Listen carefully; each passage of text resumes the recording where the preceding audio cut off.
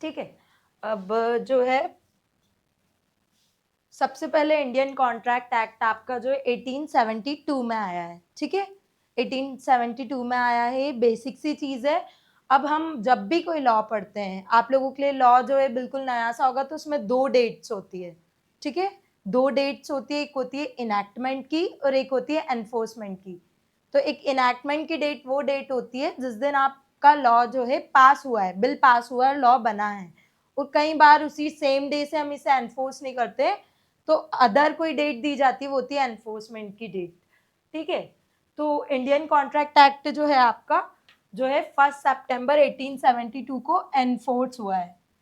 ये डेट आपको याद करनी है, इंपॉर्टेंट है, 1872 में 1 सितंबर, ठीक है। इसके अलावा इनैक्टमेंट की डेट कौन सी है, तो 25 अप्रैल जो है को ये आया था, सेम 1872। ये दो डेट्स इंपॉर्टेंट है, राइटिंग में आपको हर जगह लिखनी है आंसर्स में, ठीक है। इसके बाद जो है अब ये 1872 का एक्ट जो है, इसके अमेंडमेंट हुआ है, अमेंडमेंट से दो एक्ट इससे हमने डिस्कनेक्ट करके अलग से बना लिए। पता है आप लोगों को कौन कौन से? एक है सेल्स ऑफ गुड्स एक्ट और पार्टनरशिप एक्ट। अब सेल्स ऑफ गुड्स एक्ट में जो है आपकी मूवेबल प्रॉपर्टी, प्रॉपर्टी दो प्रकार की होती है, एक इमूवेबल और एक मूवेबल। क्या क्या होता है इमूवेबल और मूवेबल? जो भी चीज एक प्लेस से दूसरी प्लेस पे हम ट्रांसफर कर सकते हैं इजीली, वो मूवेबल है। Immovable which is attach to the earth, ठीक है, अर्थ से। हाँ, अब आप बताओ फैन जो है वो मूवेबल होगा या इमूवेबल होगा? मूवेबल है नहीं। अब ये जब तक अगर आपने वॉल में फिट करके रखा है अभी, तो ये अभी क्या है, इमूवेबल है। पर अगर इसे मैं निकाल के नीचे रख देती हूँ तो मूवेबल है। ऐसे ही डोर्स, विंडोज, सारी चीजें होती है, ठीक है। अब ये जो है एक कॉन्ट्रैक्ट जो है मर्केंटाइल ब्रांच है, कमर्शियल लॉ है। कमर्शियल लॉज में बहुत सारे आते हैं, सेल्स ऑफ गुड्स भी आता है, पार्टनरशिप भी आता है, अदर लॉज भी आते हैं, ठीक है। तो ये हमने देखा 1 सितंबर को आया था। अब इसका प्रीएम्बल जो है, ये भी एक इंपॉर्टेंट पार्ट है। प्रीएम्बल क्या होता है? प्रीएम्बल मीन्स इंट्रोडक्शन, ठीक है। इंट्रोडक्शन जिसमें शॉर्ट में बताएंगे कि पूरे एक्ट के अंदर आपका दिया हुआ क्या क्या है, ठीक है। तो प्रीएम्बल हर एक लॉ में ये बताता है कि किस बारे में है और इनके पास क्या क्या पावर्स है। तो इसका प्रीएम्बल क्या बोलता है, टू डिफाइन और टू अमेंड। डिफाइन मतलब ये डिफाइन कर रहा है, और अमेंड मतलब क्या होता है, चेंज करना, संशोधन करना। मतलब उसके अंदर कोई भी चीज आप बदल सकते हैं जब भी लगता है गवर्नमेंट को, तो उसके अंदर वो क्या कर सकते हैं, अमेंडमेंट करके चेंजेस कर सकते हैं। अभी किस बारे में डिफाइन किया और अमेंड कर सकते हैं लॉ को, रिलेटिंग टू कॉन्ट्रैक्ट।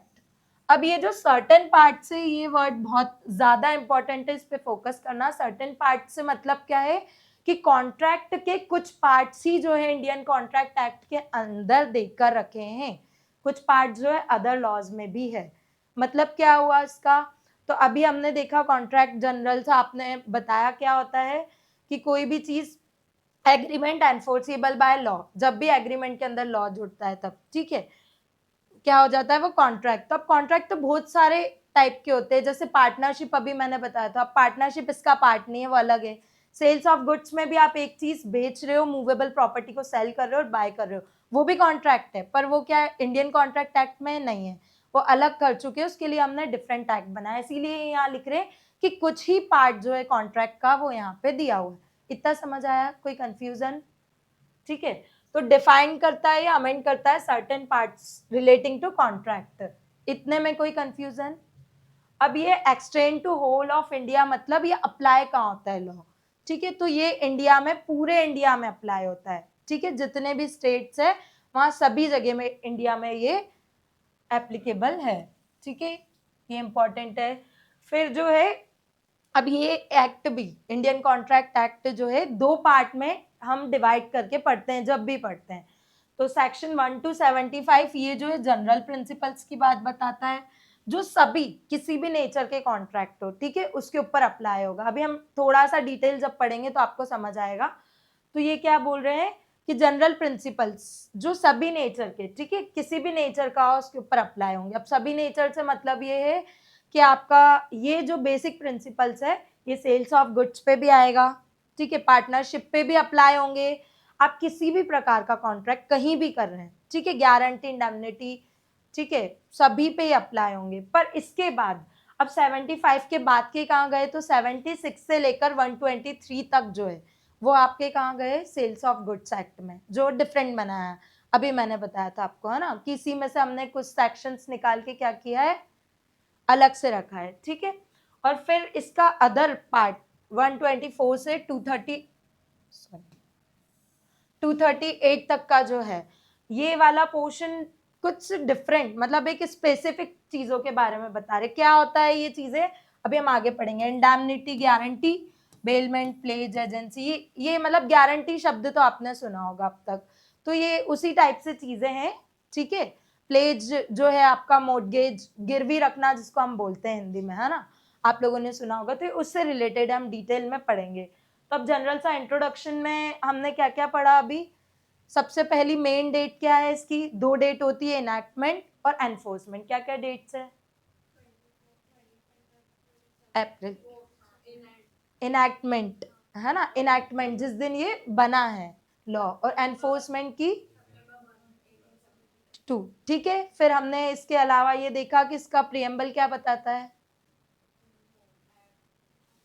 प्रियम्बल इसका बताता है, ठीक है।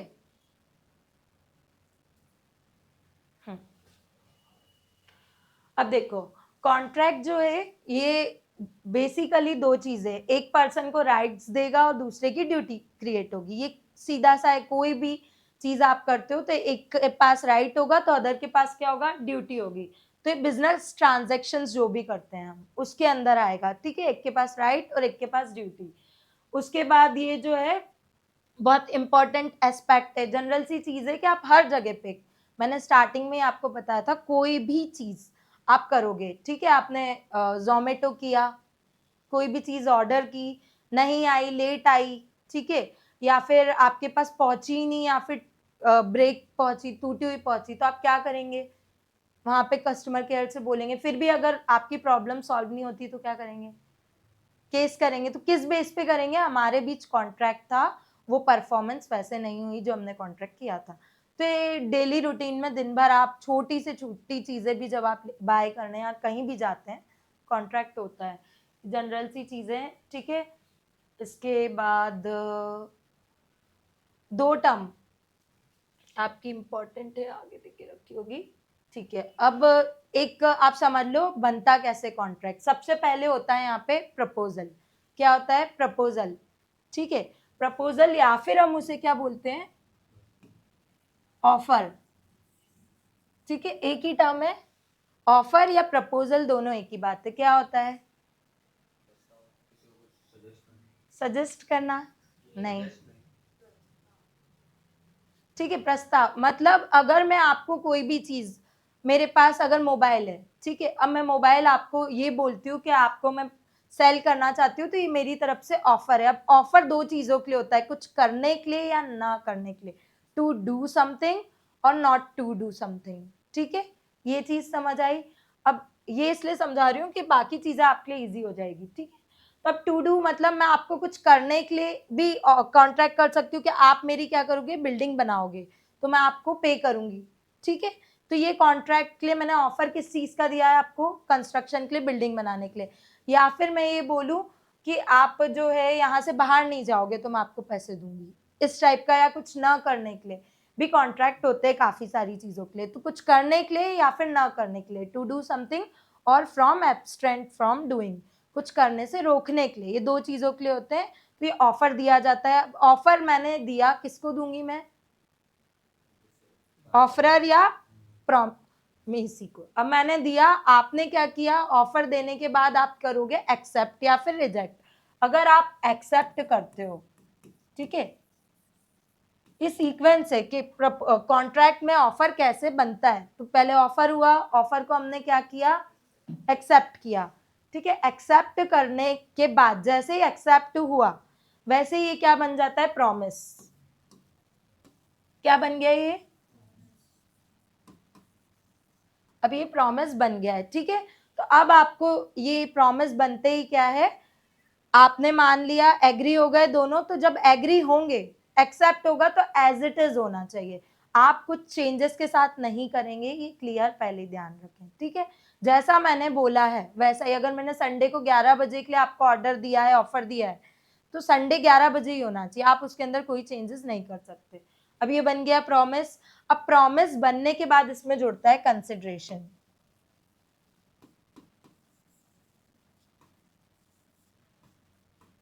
अब कंसिडरेशन क्या होता है? तो कंसिडरेशन, आप ये बताओ, कोई भी आप कॉन्ट्रैक्ट करोगे, किस लिए करते हैं हम कॉन्ट्रैक्ट? कुछ फायदा होगा आपका, कुछ ना कुछ तो होगा, पैसे के लिए करोगे या कुछ और फायदा हो सकता है ना। अभी आप यहाँ आ रहे हो क्लास पढ़ने, तो यहाँ पे आपने पे किया है, किस लिए? उसके बदले आपको क्या मिलेगा? पढ़ाई। तो दो पार्टीज जो होती है, ठीक है, प्रॉमिसर और प्रॉमिसी, दोनों का कुछ ना कुछ फायदा होता है, और ये जो फायदा है ना, इसको हम क्या बोलते हैं? कंसिडरेशन। ये होना जरूरी है, अगर बिना फायदे के कोई कर रहे हैं तो उसको हम कॉन्ट्रैक्ट नहीं मानते, ठीक है। तो ये हुआ, तो सबसे पहले ऑफर हुआ, एक्सेप्ट किया, एक्सेप्ट करने के बाद क्या हुआ? प्रॉमिस बना, प्रॉमिस के साथ क्या जुड़ना चाहिए? कंसिडरेशन। जैसे ही कंसिडरेशन जुड़ा तो ये बन जाता है एग्रीमेंट। क्या बन गया? एग्रीमेंट। एग्रीमेंट कब बनता है? जब प्रॉमिस के साथ क्या जुड़ा है? कंसिडरेशन। इतना समझ आया कि फायदा। अब ये एग्रीमेंट, सारे एग्रीमेंट क्या कॉन्ट्रैक्ट होते हैं? मैंने पहले भी पूछा था। नहीं, क्यों नहीं होते हैं? पूरा प्रॉपर एक पेज पे लिखा हुआ रहेगा ऐसा। ठीक है, नहीं ऐसा नहीं है कि रिटर्न कॉन्ट्रैक्ट ही जरूरी है। कॉन्ट्रैक्ट तब बनता है एग्रीमेंट जब एग्रीमेंट एनफोर्सिएबल बाय लॉ हो। अब एनफोर्सिएबल बाय लॉ मतलब ये होगा कि आप जो है, आपका इंटेंशन क्या था? कॉन्ट्रैक्ट, ये एग्रीमेंट करने का लीगल इंटेंशन था, है ना। अब लीगल इंटेंशन से क्या मतलब है आपका? कि इन केस अगर उस एग्रीमेंट का वायलेशन होता है, मैंने फुलफिल नहीं किया, आपके साथ कोई एग्रीमेंट किया मैंने, ठीक है, और उसको फुलफिल नहीं किया, तो आप क्या कर सकते हो? आप कोर्ट में जा सकते हो, और क्या कर सकते हो? केस कर सकते हो। तो यही होती है एनफोर्सिबिलिटी। अब एक, अगर आप ये एक एग्जांपल देती हूँ, बताओ इसमें क्या होगा, ठीक है। एक फादर है, उन्होंने अपने बेटे को बोला कि मैं तुम्हें 500 रुपीज दूंगा, ठीक है, पॉकेट मनी। अगर उन्होंने नहीं दिया तो क्या होगा? कुछ नहीं होगा। क्यों नहीं होगा कुछ? क्या? पापा कुछ बोल दिया तो पापा मारेंगे। पापा को कुछ बोल दिया तो पापा मारेंगे, ये लॉजिक अच्छा है, पर यहाँ पे पापा से भी अगर आप राइटिंग में रजिस्टर्ड करा के प्रॉपर करते हैं कॉन्ट्रैक्ट, आपका इंटेंशन लीगल है, तो वो वहां पे भी एनफोर्सिबल है ना। पर यहाँ पे नहीं है, क्योंकि यहाँ पे आपका सोशल कॉन्ट्रैक्ट करने का क्या था? इंटेंशन था, एक जनरल सा सोशल। अभी आपके फ्रेंड को आपने कॉफी पे बुलाया, ठीक है, अब वो फ्रेंड है कॉफी पे, संडे को आने का बोला था, नहीं आया, तो आप केस कर दोगे क्या कि कॉन्ट्रैक्ट था? क्योंकि वहां पे भी प्रपोजल था, आपने क्या किया था? उनको ऑफर दिया था कि मेरे यहाँ कॉफी पे आओगे, उसने एक्सेप्ट किया था, ठीक है आऊंगा, ठीक है। कंसिडरेशन यहाँ पे हो सकता है कि आप उसको देखें, तो ऐसे मॉनेटरी होना कंसिडरेशन जरूरी नहीं होता, ये ध्यान रखना। पर लॉ की आय में कुछ वैल्यू होना चाहिए, तो यहाँ पे कंसिडरेशन नहीं था, सबसे पहली चीज। फिर भी अगर हम कंसिडरेशन ये देख ले कि आपको खुशी मिल रही थी और उसे भी, ठीक है, तो फायदा भी कुछ नहीं था, फिर ये देखें तो भी एनफोर्सिबल बाय लॉ नहीं, क्योंकि आपका इंटेंशन कैसा था? सोशल कॉन्ट्रैक्ट का था, लीगल नहीं था, ठीक है। मतलब जैसे किसी भी कॉन्ट्रैक्ट में लॉ की प्रेजेंस होती है तो वो कॉन्ट्रैक्ट है। कॉन्ट्रैक्ट तब बनेगा जब वो एनफोर्सिबल तब होगा जब आपका इंटेंशन कैसा था, आपने पहले ही डिसाइड किया था। अगर मैं आपको अभी ये बोलती हूँ कि मैं आपको मेरा मोबाइल सेल कर रही हूँ, ठीक है, अब यहाँ पे पहले ये है कि अगर आपने मुझे पैसे दिए तो मुझे मोबाइल देना पड़ेगा, आप पैसे लेके आए, आपने मुझे पैसे दिए, उसके बाद आप ये सोचो, कहीं से आप लेकर आए फ्रेंड से, आधे उनसे उधार लेके आए, फिर मैंने बोला मैं नहीं बेच रही, अब क्या होगा? कुछ नहीं होगा या कुछ होगा? कुछ नहीं होगा। ऐसे तो फिर इसी को बड़े लेवल पे, हाँ हाँ, एग्रीमेंट कॉन्ट्रैक्ट था, क्योंकि फायदा भी हो रहा था, प्रपोजल भी था, एक्सेप्टेंस भी था, प्रॉमिस भी बना था, कंसिडरेशन भी था, एग्रीमेंट भी था।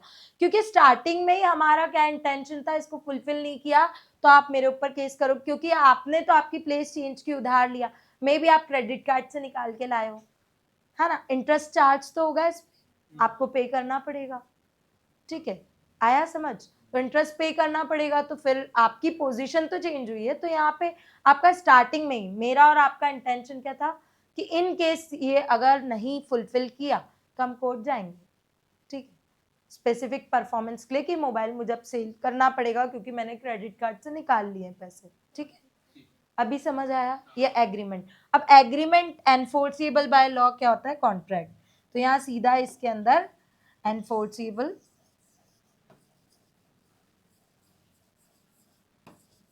बाय लॉ, ये पूरी प्रोसेस है जिससे क्या बन रहा है आपका कॉन्ट्रैक्ट, ठीक है। अब हम देखेंगे कॉन्ट्रैक्ट होता क्या है। तो ये सेक्शन 2 जो है आपका, इसका मैंने बताया था आपको जनरल प्रिंसिपल्स कहाँ से कहाँ तक है, 1 to, 1 to 75। तो अब स्टार्टिंग के 75 तक का हम पोर्शंस देखेंगे। तो 2 के अंदर, सेक्शन 2 के अंदर डेफिनेशंस देके रखी बहुत सारी चीजों की। तो अब 2 के अंदर भी इन्होंने ABCD में क्या किया है, इसको बाइफरगेट किया। तो 2H के अंदर क्या देकर रखा है? कॉन्ट्रैक्ट की डेफिनेशन। किसकी definition? Contract, defined under section 2H। ये होता क्या है? अन एग्रीमेंट एनफोर्सेबल बाय लॉ। अब एग्रीमेंट क्या होता है मैंने आपको ये भी बताया, एनफोर्सेबल बाय लॉ ये हो गया, ठीक है। अब ये बता रहे हैं कि इसके लिए क्या क्या एसेंशियल्स है। तो एक एग्रीमेंट होना चाहिए। एग्रीमेंट कैसे बनेगा? एनफोर्सेबल बाय लॉ, ठीक है। अब एग्रीमेंट होता क्या है उसको हम डेफिनेशन फॉर्म में देखेंगे, ठीक है। तो ये कहाँ पे डिफाइन है एग्रीमेंट? 2E में, ठीक है। ये आपको याद करना है, इंपॉर्टेंट है सेक्शन नंबर्स, ठीक है। तो एवरी प्रॉमिस, अब प्रॉमिस कैसे बनता है मैंने अभी बताया था, proposal plus acceptance equals to promise. तो ये बोल रहे हर एक प्रॉमिस या एवरी सेट ऑफ प्रोमिसेस, मतलब जरूरी नहीं है एक ही प्रॉमिस हो, बहुत सारे भी हो सकते हैं किसी चीज के, डेली कंटिन्यूस भी हो सकते हैं, या फिर ये फिर ये फिर ये, 2-3 चीजें को हम क्लब करके भी क्या कर सकते हैं, प्रोमिसेस करके भी कॉन्ट्रैक्ट बना सकते हैं, ठीक है। कि मैं आपको पर्टिकुलर कोई चीज का ऑफर दे रही हूँ, जैसे मैं आपको मोबाइल सेल करूंगी, उसके बदले में आपको जो है आपका मोबाइल किसको देना पड़ेगा? थर्ड पर्सन को, किसी और को देना पड़ेगा। तो सेट ऑफ प्रोमिसेस हो गए ना। तो ये इस तरीके से बनेगा। जब एक्सेप्ट होंगे तो बहुत सारे प्रोमिसेस को आपको फुलफिल करना पड़ेगा, एक से ज्यादा वो है तो। Forming the consideration for each other, एक दूसरे के लिए क्या होना चाहिए, बनाते क्या है ये प्रॉमिस में? कंसिडरेशन। कंसिडरेशन अभी हमने देखा, एक दूसरे को क्या होना चाहिए, कुछ ना कुछ फायदा होना चाहिए, ठीक है। To have into inside into the definition of agreement, इसके लिए ये बोल रहे हैं एग्रीमेंट के लिए जरूरी क्या क्या है? सबसे पहला प्रॉमिस होना चाहिए, सेट ऑफ प्रोमिसेस होने चाहिए, और forming consideration of each other, दोनों के लिए। मेरा फायदा आपके लिए, आपकी तरफ से आपकी और मेरी तरफ से आपका फायदा, मतलब दोनों हम देखेंगे अपोजिट साइड से फायदा हो रहा है, ठीक है। अब ये समझ आ गया। अब इसके लिए ये बोल रहे हैं हमको क्या समझना पड़ेगा? प्रॉमिस, जो अभी मैंने आपको जनरल बताया था। तो हम प्रॉमिस की डेफिनेशन देखेंगे, कहाँ देख कर रखी है? 2B में, ठीक है। 2B में देखे रखिए। तो when the person to whom the proposal is made, जब एक इंसान को प्रपोजल दिया गया है, प्रपोजल किसी भी चीज का हो सकता है कि आप ये मेरे लिए कर दो या मत करो ये चीज, ये भी हो सकता है। सिग्निफाइज हिज एसेंट, एसेंट मतलब होता है अपनी इच्छा, ठीक है। तो ये बोल रहे हैं जब एक पर्सन जो है दूसरे को क्या देता है, प्रपोजल देता है, किस चीज का? अपनी इच्छा बता के कि मैं ये चाहता हूं आप ये मेरे लिए करें, ठीक है। इस सेट टू बी प्रपोजल। अब प्रपोजल जब एक्सेप्टेड होगा, ठीक है, तब ये बनेगा प्रॉमिस, ठीक है। तो इसकी डेफिनेशन क्या है? when the person to whom the proposal is made, जब किसी पर्सन को प्रपोजल दिया जाता है, तो अब जब दिया जाता है किसी को, कौन बनता है? प्रॉमिसर, ठीक है। अब वो एक्सेप्ट किया जाता है दूसरी पार्टी के थ्रू, जिसको आपने प्रपोजल दिया था वो होती है प्रॉमिसी, ठीक है। ये क्लियर है? फिर ये एक्सेप्ट हो जाता है तो बन जाता है प्रॉमिस। यहाँ तक कोई कंफ्यूजन? हमने क्या क्या पढ़ा? डेफिनेशन कहाँ कहाँ किस किस चीज की है? सबसे पहले बताओ प्रपोजल की कहाँ है? प्रॉमिस की है। प्रपोजल की आपकी जो है, प्रपोजल ये इतनी सी डेफिनेशन समझ लो, ये होती है 2A में प्रपोजल, ठीक है। प्रपोजल, फिर प्रपोजल के बाद यहाँ पे 2B के अंदर प्रॉमिस बता दिया है, ठीक है। 2B में प्रॉमिस बताया है। इसके बाद जो है आपका काम का क्या है? 2E में आपका है एग्रीमेंट, ठीक है, 2E में एग्रीमेंट है, उसके बाद आपका 2H में क्या है, कॉन्ट्रैक्ट है। ठीक है, अब हम देखेंगे इसी को इन्होंने थोड़े से एसेंशियल एलिमेंट्स में डिवाइड किया है। तो when the person to whom proposal is made, जब एक पर्सन को क्या दिया हमने, प्रपोजल दिया है, ठीक है, सिग्निफाइज हिज एसेंट, उसने अपनी इच्छा बताई है, ऑन दैट प्रपोजल, अपनी प्रपोजल पे क्या किया है, सिग्निफाई किया है, which is made to him, the proposal becomes accepted, फिर क्या है, ये एक्सेप्ट किया गया, और एक्सेप्टेड प्रपोजल बिकम्स प्रॉमिस, जब वो एक्सेप्ट होता है तब वो क्या बन जाता है, प्रॉमिस। यहाँ तक कोई कंफ्यूजन? ठीक है, इसी को अब हम देखेंगे कि म्यूचुअली कंसिडरेशन भी होना इसमें जरूरी है, एक्सेप्टेंस के साथ बता रहे हैं, तो ये मैंने अभी आपको बताया था कि म्यूचुअली मतलब दोनों को एक दूसरे से क्या होना चाहिए, कंसिडरेशन होना चाहिए। ठीक है, अब ये एग्रीमेंट अभी मैंने बताया, प्रपोजल और एक्सेप्टेंस से क्या होता है, एग्रीमेंट होता है। ठीक है, प्रॉमिस बनेगा और प्रॉमिस के साथ कंसिडरेशन, फिर एग्रीमेंट बनेगा। ठीक है, एनफोर्सेबल बाय लॉ क्या होगा, तो an agreement to become a contract must give legal obligations. अब लीगल ऑब्लिगेशंस तब होगी जब आपका इंटेंशन कैसा हो, to create an legal contract. ठीक है, ये हो गया। अब इसके इलस्ट्रेशंस हम देखेंगे छोटे छोटे से कि कॉन्ट्रैक्ट होगा कैसे। तो यहाँ पे ए एग्री करता है बी के साथ अपनी कार सेल करने के लिए, कितने में, 2 lakhs में। ठीक है, ए ने बी को प्रपोजल दिया 2 lakhs में अपनी कार सेल करने के लिए। अब यहाँ पे अगर हो गया, ये एक्सेप्ट कर लिया, ए बेच रहा है, बी ने एक्सेप्ट कर लिया कि मैं खरीदूंगा 2 लाख में, तो ये प्रॉमिस बना, कंसिडरेशन है, क्योंकि ये 2 लाख और कार, एक को कार मिलेगी, एक को क्या मिलेगा, 2 लाख। तो यहाँ पे हाँ, तो दोनों के पास क्या है, कंसिडरेशन है।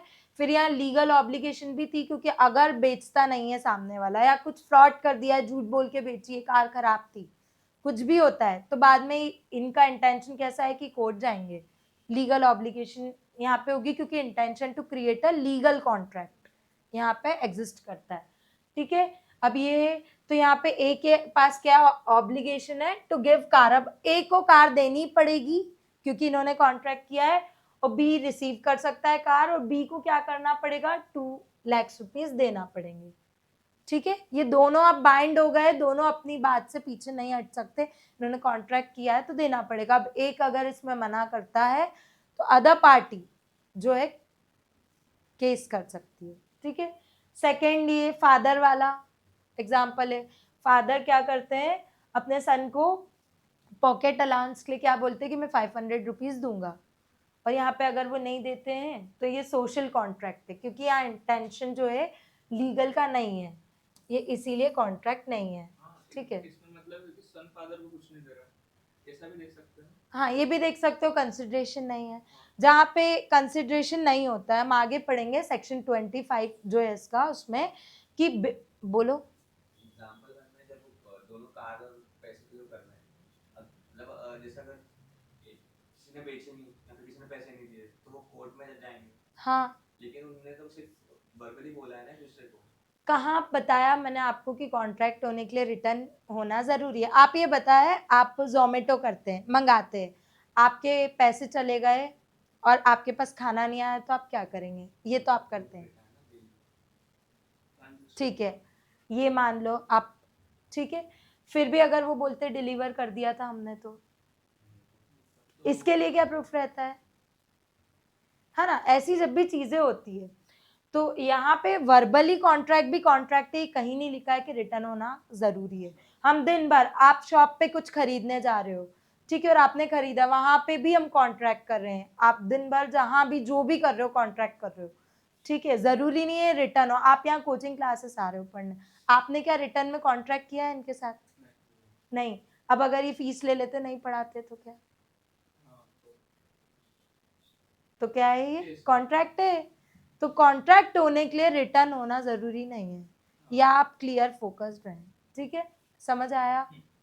अब रिटर्न होना जरूरी नहीं है, पर यहाँ पे आपने प्रॉमिस किया था, ये प्रूफ होगा और हो जाएगा केस। ठीक, अब ये सेकंड वाला भी आपको समझ आ गया एग्जाम्पल। ठीक है, तो इसीलिए ये बोल रहे कि कॉन्ट्रैक्ट होने के लिए लीगल ऑब्लिगेशंस होना जरूरी है, और आपका इंटेंट कैसा होना चाहिए, intent to create a legal contract होना चाहिए, ठीक है, एक जनरल नहीं होना चाहिए। थर्ड है, एक पर्सन जो है अपनी वाइफ और चिल्ड्रन से अगर सेपरेट रहता है, ठीक है, और उनको क्या प्रॉमिस करता है, मेंटेन करने का, है ना, भरण पोषण शब्द सुना होगा आपने, बहुत सारे देखे होंगे जो सेपरेटेड रहती है वाइफ्स, ठीक है, किसी वजह से, तो हस्बैंड को क्या करना होता है, मेंटेनेंस देना होता है, कुछ एक डिसाइड प्राइस होता है। अब यहाँ पे एक हस्बैंड ने जनरल बोला कि आप वहाँ जा रही हो या नहीं भी जा रही हो घर में, कि मैं मेंटेन करूंगा, तो यहाँ पे क्रिएट जो हो रहा है लीगल कॉन्ट्रैक्ट हो रहा है। यहाँ आप पापा वाला एग्जाम्पल जो है नहीं कर सकते, क्योंकि यहाँ पे क्या है, आपका लीगल ऑब्लिगेशन होती है, मेंटेन करना आपकी क्या है, रिस्पॉन्सिबिलिटी है, पॉकेट मनी देना है क्या, ना ड्यूटी है और ना राइट है, ठीक है। पर यहाँ पे वाइफ और बेटे का या बेटी का क्या है, चिल्ड्रन का राइट है, ठीक है। अब हम देखेंगे एग्रीमेंट और कॉन्ट्रैक्ट में डिफरेंस, हमने लगभग वैसे देख लिया है, पॉइंट्स में देखेंगे तो समझ आ जाएगा। तो सबसे पहले डेफिनेशन के, एक प्रॉमिस या सेट ऑफ प्रोमिसेस, मतलब बहुत सारे प्रोमिसेस, जिससे क्या बनाते हैं हम एक दूसरे के लिए, क्या बनाते हैं प्रोमिसेस से, कंसिडरेशन, एक दूसरे के लिए क्या होता है, कंसिडरेशन होता है, तो क्या हो जाता है ये एग्रीमेंट। कॉन्ट्रैक्ट की हमने डेफिनेशन देखी थी, एग्रीमेंट एनफोर्सिएबल बाय लॉ, ये क्या होता है, कॉन्ट्रैक्ट होता है, ठीक है। अब इसके बाद हम देखेंगे कि ये एक वाइडर टर्म है, क्योंकि एग्रीमेंट आपका हर जगह होता है पर कॉन्ट्रैक्ट नहीं होता है, आप केस नहीं कर सकते। एग्रीमेंट मतलब क्या, कुछ आपने बोला, सामने वाले ने बोला, दोनों उस पर एग्री हो गए। एग्री मतलब क्या होता है, हामी भरना, आपकी एसेंट देना, ठीक है, हाँ कर देना। तो हाँ तो आप कितनी चीजों के लिए दिन भर करते हो, तो एक वाइडर टर्म है, स्पेसिफिक नहीं है, तो it is a wider term, ठीक है। यहाँ पे इंक्लूड हो गया आपकी लीगल और सोशल एग्रीमेंट्स दोनों, जैसे कि जो अभी हमने फादर वाला एग्जांपल देखा, वो कैसा था, सोशल एग्रीमेंट था, है ना, वहां पे कॉन्ट्रैक्ट बना ही नहीं, आया समझ। फ्रेंड वाला जो मैंने अभी एग्जांपल दिया था, कॉफी वाला, वो भी सोशल एग्रीमेंट था, ठीक है। अब ये जो है नैरो टर्म है, नैरो क्यों बोल रहे हैं इसको, क्योंकि ये कॉन्ट्रैक्ट तभी होगा जब ये लीगल एनफोर्सिबल होगा, ठीक है, लीगली होगा, वरना ये नहीं होगा। तो लीगली एनफोर्सिबल एग्रीमेंट को ही हम क्या बोलते हैं, कॉन्ट्रैक्ट बोलते हैं, ठीक है। अब लीगल ऑब्लिगेशंस देखेंगे कहाँ पे होती है और कहाँ पे नहीं होती है। तो यहाँ पे आपका नहीं होती है क्रिएट, आप केस नहीं कर सकते हो, समझ आया। जनरल ऑब्लिगेशन नहीं लगेंगे, क्योंकि एग्रीमेंट यहाँ पे जब तक लॉ एनफोर्स नहीं हो रहा तब तक ये क्या नहीं बन रहा है, कॉन्ट्रैक्ट नहीं। और एग्रीमेंट के ऊपर आप केस नहीं करते, कहाँ करते हैं, कॉन्ट्रैक्ट के ऊपर। तो यहाँ लीगल ऑब्लिगेशन नहीं होगी, ठीक है। और यहाँ पे किसी को राइट्स ग्रांट भी नहीं किए जा रहे हैं, ना किसी की ड्यूटी बन रही है, ठीक है, अधिकार नहीं दे रहे हो आप, आपकी इच्छाएं कर दोगे, नहीं है नहीं करोगे। सोशल कॉन्ट्रैक्ट ऐसे ही होते हैं, जैसे फादर ने बोला, फ्रेंड ने बोला, ठीक है, प्रपोजल दिया, एक्सेप्टेंस हुआ। अब यहाँ पे क्या है, जरूरी है कैसी हो, लीगल ऑब्लिगेशंस, और इसी के लिए आप क्या कर रहे हो, किसी को राइट दे रहे हो, अधिकार दे रहे हो। वो अधिकार का अगर राइट का उल्लंघन होता है, वायलेशन होता है, तो आप क्या करोगे, कोर्ट में जा सकते हो। अब ये बहुत इंपॉर्टेंट है, ठीक है, इसको आपको रट के रखना है। All agreements are not contract but all contracts are agreement. इसका मतलब क्या है कि जितने भी कॉन्ट्रैक्ट होते हैं, कॉन्ट्रैक्ट के अंदर एग्रीमेंट तो होगा ही। मैंने अभी बताया कि पहले एग्रीमेंट बनेगा, लास्ट स्लाइड में बताया था, एग्रीमेंट बनेगा, वो एनफोर्सिबल बाय लॉ होगा, तब वो कॉन्ट्रैक्ट बनेगा। मतलब एग्रीमेंट तो कॉन्ट्रैक्ट के एसेंशियल्स में आएगा ही। पर हम वहीं पे देखेंगे दूसरा टर्म आपका, तो आप ये बताओ कि एग्रीमेंट के अंदर कॉन्ट्रैक्ट होना जरूरी है, सभी में होगा क्या, नहीं। इसका मतलब ये है कि सभी एग्रीमेंट कॉन्ट्रैक्ट नहीं होते, पर सभी कॉन्ट्रैक्ट एग्रीमेंट होते हैं। क्लियर है, कोई कंफ्यूजन यहाँ तक?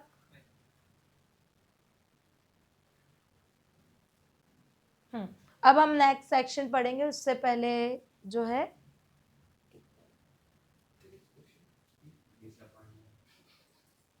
ठीक है, अब हम देखेंगे एसेंशियल्स ऑफ कॉन्ट्रैक्ट। इसके लिए हमारा जो सेक्शन 10 को रेफर करेंगे हम, ठीक है।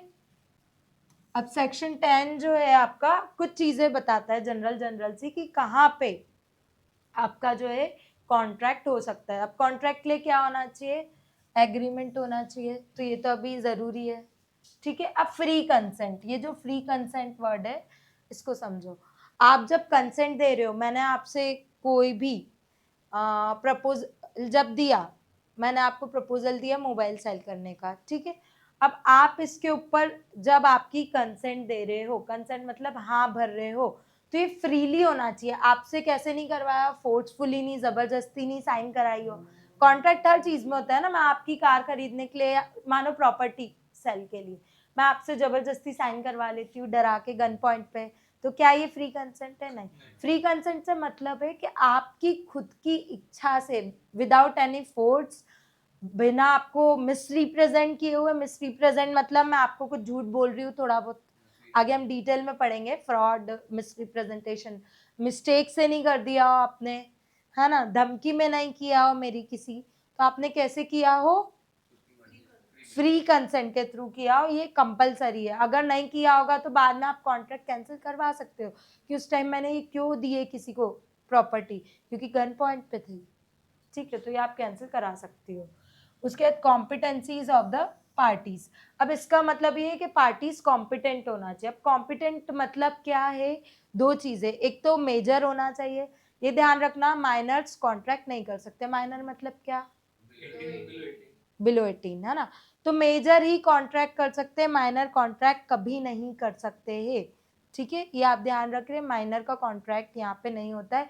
एक ही जगह पे माइनर कॉन्ट्रैक्ट कर सकते हैं जहाँ पे उनका खुद का फायदा हो, सिर्फ इसीलिए ऐसे ही कॉन्ट्रैक्ट्स कर सकते हैं जहाँ पे उनके खुद के बेनिफिट के लिए वो कर रहे हो।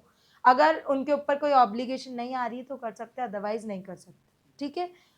मतलब क्या हुआ कि आप ऐसा कोई कॉन्ट्रैक्ट नहीं कर सकते माइनर के साथ जिससे कि उसके ऊपर क्या आ जाएगी, ऑब्लिगेशन, ठीक है। तो ये दो चीजें हमने देखी, एक तो मेजर होना चाहिए, दूसरा साउंड माइंड होना चाहिए, अनसाउंड माइंड नहीं होना चाहिए। क्या होता है साउंड माइंड, हाँ, होश में भी बोल सकते हैं, या फिर वो इन्फेंट ना हो, ठीक है, मेंटल ना हो, जिस टाइम वो कॉन्ट्रैक्ट कर रहा है तब वो उस कॉन्ट्रैक्ट का नेचर समझ सके। इसका मतलब क्या है कि उसे पता हो वो क्या कर रहा है, ठीक है। वो अगर इंटॉक्सिकेटेड भी है, मतलब उसने अगर क्या है ड्रिंक भी करके रखी, तब भी वो कॉन्ट्रैक्ट का नेचर नहीं समझ पाता, अगर ओवर है, ठीक है, तो नहीं, ओवर ड्रंकन है तो नहीं समझ पाएगा, तो वहां पे भी क्या मानेंगे हम कि वो कॉम्पिटेंट नहीं था और उसकी फ्री कंसेंट नहीं थी। तो क्या हो गया है, कॉम्पिटेंट के लिए मेजर होना चाहिए और साउंड माइंड होना चाहिए, ठीक है। लॉफुल कंसिडरेशन, अब कंसिडरेशन जो है दोनों का, जो अभी मैंने बताया आपको, फायदा होना चाहिए, वो कैसा होना चाहिए, लॉफुल, अनलॉफुल नहीं होना चाहिए। इसका मतलब ये है कि आप जो भी कॉन्ट्रैक्ट कर रहे हैं ऐसी चीजों के लिए करो जो लॉ ने परमिट करके रखी है। अभी आप ड्रग्स सेलिंग के लिए और बाइंग के लिए कॉन्ट्रैक्ट करते हो, तो क्या ये एनफोर्सेबल है क्या, नहीं है। क्यों नहीं है, क्योंकि जो कंसिडरेशन है, आपको तो चलो मनी मिल रहा है, मनी क्या है, उसका कोई प्रॉब्लम नहीं है, पर ड्रग्स जिसे मिल रहा है वो क्या है, इलीगल है, तो इसीलिए आपका कंसिडरेशन कैसा है, लॉफुल नहीं है। तो यहाँ पे कॉन्ट्रैक्ट, अगर बाद में आपने ड्रग्स दे दिया उसने पैसे नहीं दिए तो आप कोर्ट नहीं जा सकते, ठीक है। इसीलिए कॉन्ट्रैक्ट लीगल कंसिडरेशन पे करना है, ऑब्जेक्ट भी लीगल होना जरूरी है। हाँ, मतलब आप जो कर रहे हो किसी ऐसी चीज के लिए करो जो परमिटेड बाय लॉ हो, ठीक है। किसी और की कार खींचती हाँ, ठीक है।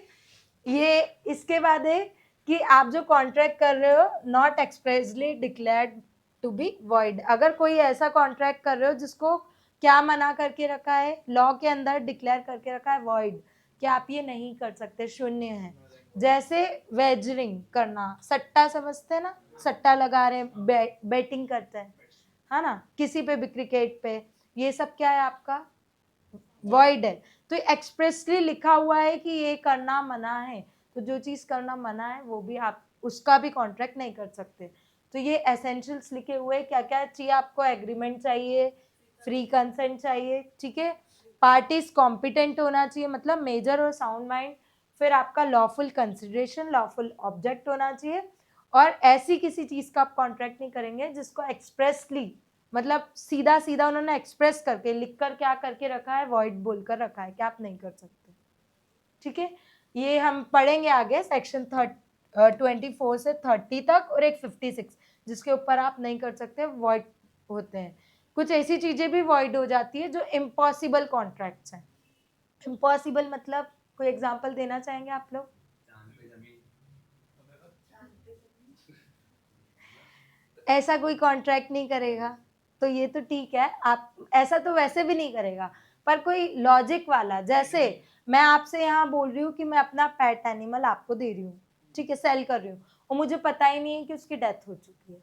अब क्या मैं आपको दे सकती हूँ? मैंने यहाँ पे आपसे प्रॉमिस कर लिया, कॉन्ट्रैक्ट हो गया, आपने पैसे दे दिए और मैंने ले लिए, अब आप बोल रहे हो नहीं स्पेसिफिक परफॉर्मेंस चाहिए, मुझे कहीं से भी डॉग ला के दो, तो अब क्या ये पॉसिबल है? ये तो इम्पॉसिबल हो गया, उसकी डेथ हो गई, तो ये भी क्या होता है आपका वॉइड है, जिसको आप नहीं कर सकते, ठीक है। एक घर दो लोगों को बेच दिया, मतलब हाँ नहीं हो, पूरा पूरा आधा भी। वहां पे फिर वो अलग केसेस चले जाएंगे, ठीक है, वहां पे अलग केसेस चले जाएंगे, देखा जाएगा पहले किसको दिया, किसके नाम पे था, पावर थी यानी आपको सेल करने की, सारी चीजें, तो दैट इज डिफरेंट, ठीक है। तो अब हम सेक्शन 10 में क्या देखते हैं, सीधा सीधा ये बोल रहे हैं ऑल एग्रीमेंट, सारे एग्रीमेंट्स आर कॉन्ट्रैक्ट, कौन कौन से होंगे इसका बता रहा है, सारे एग्रीमेंट्स वो कॉन्ट्रैक्ट होंगे if they are made by the parties with free consent, free consent से की गई है, अभी समझा हमने, कॉम्पिटेंट होना चाहिए मतलब मेजर होना चाहिए, लॉफुल कंसिडरेशन होना चाहिए, लॉफुल ऑब्जेक्ट होना चाहिए, और not expressly declare to be void.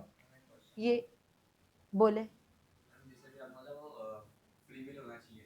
हम्म, तो अगर किसी ने साइन कर दिया कॉन्ट्रैक्ट, उसके बाद उसके इंटेंशन बदल गया, वो कोर्ट में गए, उसने ये बोल दिया तो मैं मेरी फ्री विल नहीं थी, मैंने गन पॉइंट कर रहा था, झूठ बोल देते। तो उसे प्रूफ करना पड़ता है ना, कोर्ट भी ऐसा नहीं है कि आप जाके बोलेंगे और सुन लेगा, तो वहां पे चेक होगा, ठीक है।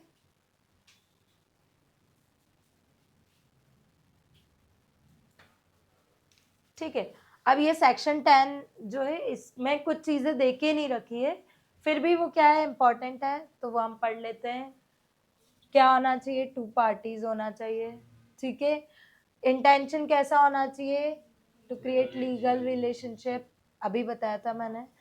फिर लीगल फॉर्मेलिटीज, तो इसके लिए क्या होता है कि कुछ कॉन्ट्रैक्ट्स आपके जो है आगे हम पढ़ेंगे 25 में, जो रजिस्टर्ड और रिटर्न होना जरूरी है, सारे नहीं है, तो ये कंपलसरी नहीं है कि आपका कॉन्ट्रैक्ट होने के लिए क्या होना चाहिए, रिटर्न होना चाहिए, ठीक है।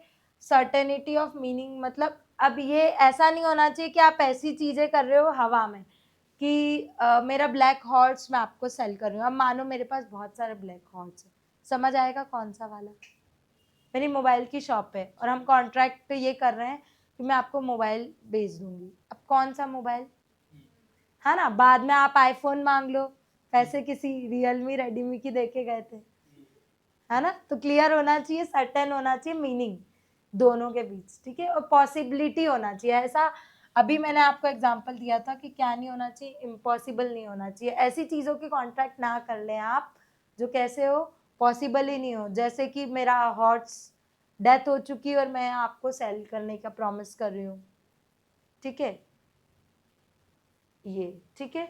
अब सेक्शन 10 जो है अपने आप में कंप्लीट और एग्जॉस्टिव नहीं है, इसके अलावा भी कुछ सेक्शन जो बताते हैं जिससे एग्रीमेंट आपका क्या बनता है, कॉन्ट्रैक्ट बनता है, क्योंकि यहाँ तो इन्होंने दे दिया आपको चीजें, ठीक है, सीधी सीधी आपकी 5 चीजें डेफिनेशन के हिसाब से दे के रखी है, हमने एक्सट्रैक्ट करी है एग्रीमेंट करके, ये दे के रखी है, पर इसके अलावा भी अदर सेक्शंस में हम देखेंगे जहाँ पे क्या देख कर रखा होगा कि ये भी एसेंशियल है एक एग्रीमेंट को कॉन्ट्रैक्ट बनाने के लिए, ठीक है।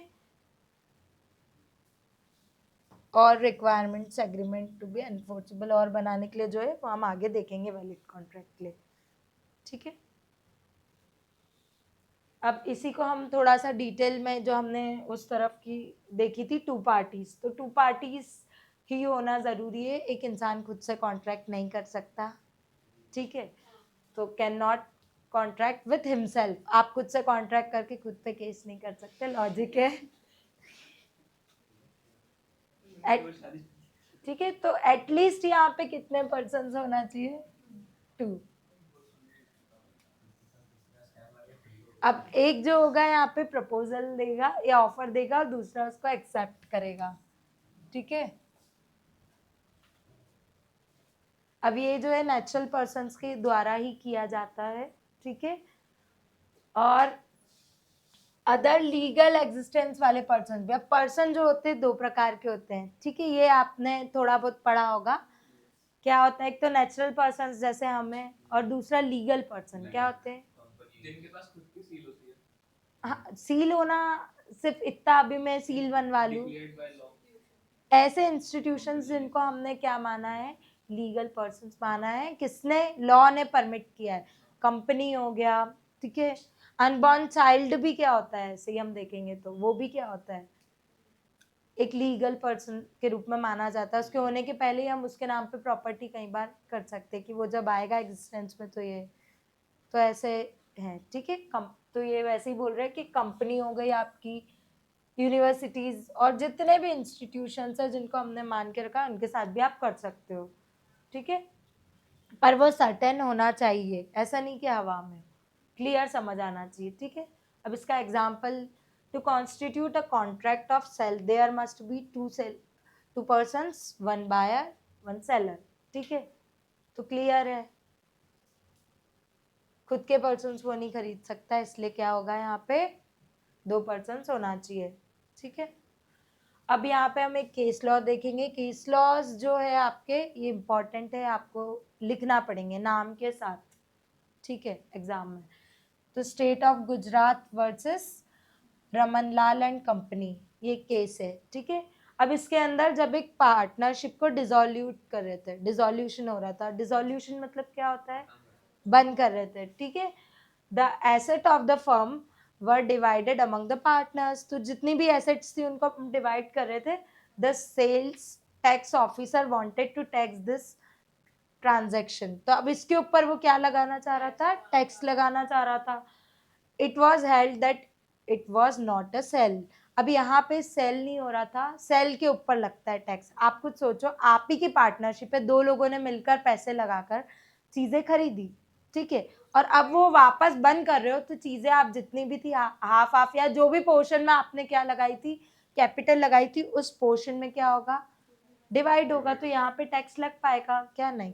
तो the partners being joint owner, वो दोनों ऑनर थे, इसीलिए यहाँ पे जो है can not be, both buyer seller नहीं थे, ये सेलिंग नहीं थी, ये खुद की प्रॉपर्टीज थी दोनों की, और उसके ऊपर टैक्स नहीं लग सकता। तो ये केस लॉ था। केस लॉ समझ आया क्या हुआ, कोई कंफ्यूजन? सीधा सा है, खुद की चीजें है, खुद ने कैपिटल लगाई, खुद से इन्होंने जो है बाद में डिसॉल्व कर रहे हैं, तो अपनी अपनी चीजें जिस भी हिसाब से इन्होंने शेयर से कैपिटल लगाई थी, वैसे ये बायफरगेट करके क्या करेंगे, अलग अलग करेंगे, और उसके बाद ले लेंगे। अब इसके ऊपर सेल्स टैक्स लगने की तो सेल नहीं हुई है ना, क्योंकि हाँ डिस्ट्रीब्यूट हुई है ये, ठीक है। फिर parties must intend to create legal obligation, ये सेकंड हमने देखा था, जो उधर नहीं देख के रखा था पर इम्पोर्टेंट है, ठीक है।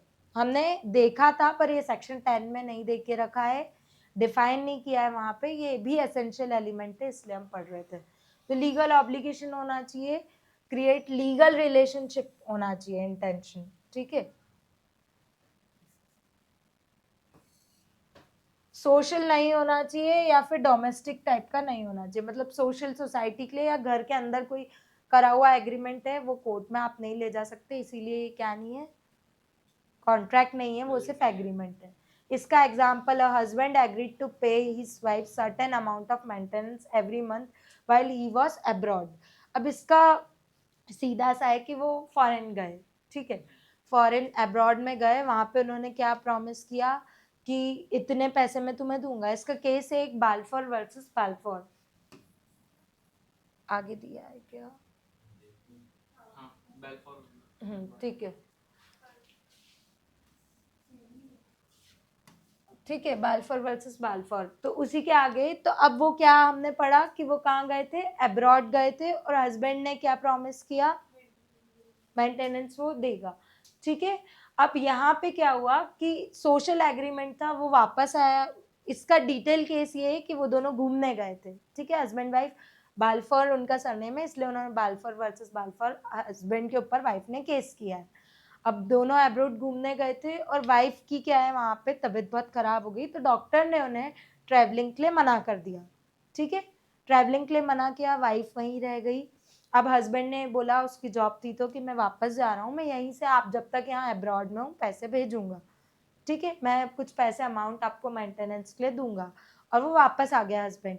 अब हस्बैंड यहाँ आया, उसने कुछ मंथ पैसे दिए भी। उसके बाद उन दोनों के बीच क्या हो गया, झगड़ा हो गया, रिलेशनशिप उनका खराब हो गया, कॉन्फ्लिक्ट हो गया। अब कॉन्फ्लिक्ट होने के बाद हस्बैंड ने बाद में पैसे नहीं भेजे, ठीक है, तो नहीं भेजे तो क्या होगा, उसने जनरल बोला था, कोई कॉन्ट्रैक्ट करके नहीं आए थे, सोशल कॉन्ट्रैक्ट था कि मैं पहुंचाता रहूंगा, जैसे पापा बोल रहे कि मैं दे दूंगा, ये करोगे तो वैसे ही। तो यहाँ पे क्या है, इंटेंशन क्या नहीं था, लीगल ऑब्लिगेशन क्रिएट करने का नहीं था, ठीक है, क्लियर है।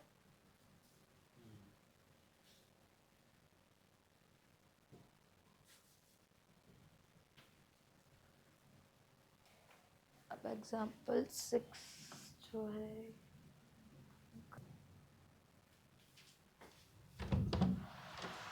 मैम पोज हो गया है, मैं आधी स्लाइड बची है वैसे मेरी ये वाली, कोई बात नहीं। नेक्स्ट टाइम कर लें। हाँ हाँ हाँ, नो इशू। आप तो इसको कोई दिक्कत नहीं है, आप जहाँ पे नहीं इसको ENB फाइल में सेव कर देते हो, प्रॉब्लम नहीं। वीडियो नहीं, इसकी बात, वीडियो वो आइलैंडर। आप तो ये हो गया क्या, रिकॉर्डिंग बंद? हाँ हाँ, कोई मैंने दिक्कत नहीं। स्टॉप नहीं किया, कर कर दो ना, आप वीडियो खत्म हो गया है ना, हाँ। बस आप स्टॉप